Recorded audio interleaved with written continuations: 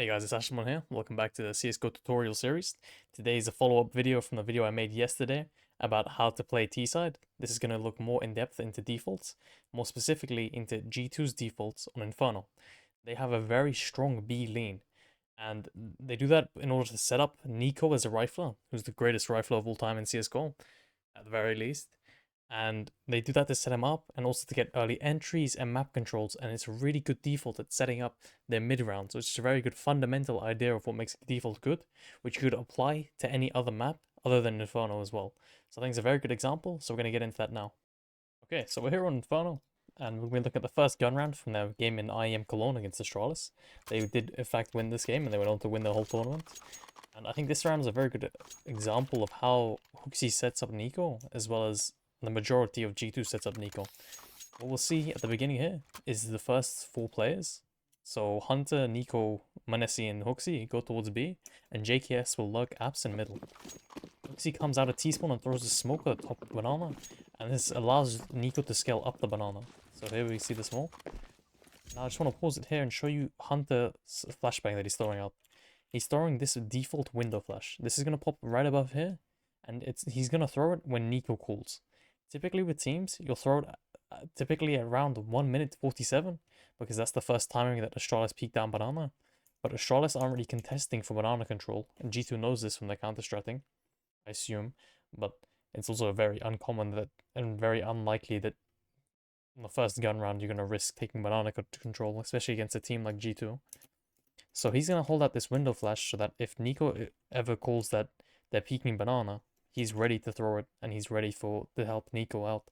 And Nico has this entire structure built around him, really, with Manesi also throwing support util, and Nico being given the freedom to scale up banana as hard as he wants to. I think that's what makes HooXi such a great IGL, is how he unlocks Nico's potential.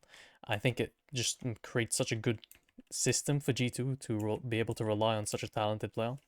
So we're going to see HooXi smoke land at top banana, Hunter holding out the flashbangs, Nico mollying deep behind the car and behind the half wall. Holds out the smoke in case they smoke in that deep banana. He extinguishes it and goes into broom and he holds. Okay, some rounds he will throw his own flashbang. Some rounds Manesi will throw a flashbang above him. It just depends on the positioning, and also depends on how aggressive the CTs are playing. He's just throwing a flash above him. He's not calling for Hunter's flash despite Hunter holding it out, because this flash is mainly for the car peak. It'll usually flash like no one's playing there at the moment, but usually this peak here or this peak half wall. It doesn't really flash deep enough that I think Nico wants it to. Nico's maybe flashing in case they push down or they're in front of the half wall here on banana, where the smoke is. But HooXi smoke, you'll see in a second, is very good for Nico and sets him up a lot. Nico flashes here just to be able to peek around the corner if they boost it up. And you'll see if the smoke, it's not close enough to banana so that Nico can't hold half wall. Very important detail, because in a lot of rounds you'll see Nico push through his own smoke. He'll jump out the car, or he'll go through in front of the half wall and have a one-way. Very powerful smoke. Astralis give retake util. Nico flashes in front of it, given by Manesi, and he gets the kill in sandbags. And essentially here the default's over. We've now entered the mid round. Because of this heavy B default that HooXi always runs, it sets up a seamless transition from the default into mid round. But I think it's important to actually show you where it switches. I'll let the round play out because the round ends quite soon because of this entry. We see a rotation from Device. Nico gets another kill here on site. He's already in. There we go. And the round's over basically. There's no chance that Astralis are going to be able to win this round. And that's all off the back of one entry. Astralis don't have any kits or retake utility. The round's over, just off the default. And I think this is a very good example. And it shows you how strong a B lean default could be when you have a rifle as talented as Nico. So I think the next round we're going to is what happens when HooXi switches it up and it leans towards A. Here we are at round 14 on the demo. We're going to be looking at the A lean. So what's going to happen here is Nico's going to be alone banana, threatening the idea that they have banana control.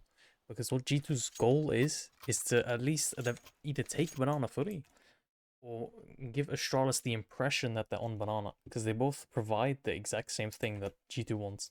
which is to be able to execute whatever they want without worrying about flanking or anything like that. If Astralis have banana control, they can just play 4A and 1B, and the round's basically over. Nico's gonna more deep, just hold. He gets his entry on Stair, and this entry on Stair is very important to how the round plays out. At the beginning of the round, we already see a heavy lean towards apps. What's going to happen is Manessi's going to scale up, scoped through the apartments and get a pick onto A. And Nico will stay banana and hold. But because of this kill, it means that Astralis don't have the manpower, and G2 know this, Astralis don't have the manpower to then peek down banana and take the control, despite the deep smoke and the early util from Blame Effens there. And G2 know this, so they know that Astralis are going to concede banana and play sides together, because it just makes sense fundamentally for Astralis. Because let's say they didn't, right? Let's say they peeked banana and Blame F died, then B side's free. It's very risky to solo peek banana when you're just one player. So Nico instantly rotates there. Goes to the apartments. And we have Hunter, JKS, and Nonesi on middle. They're all grouping up A now. Look. Astralis, they can't fight for banana. They don't have any information. They still have to waste util. They still have to hold it.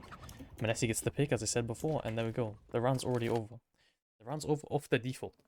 And I think this is so much makes G2 such a strong team, is that the default is so strong.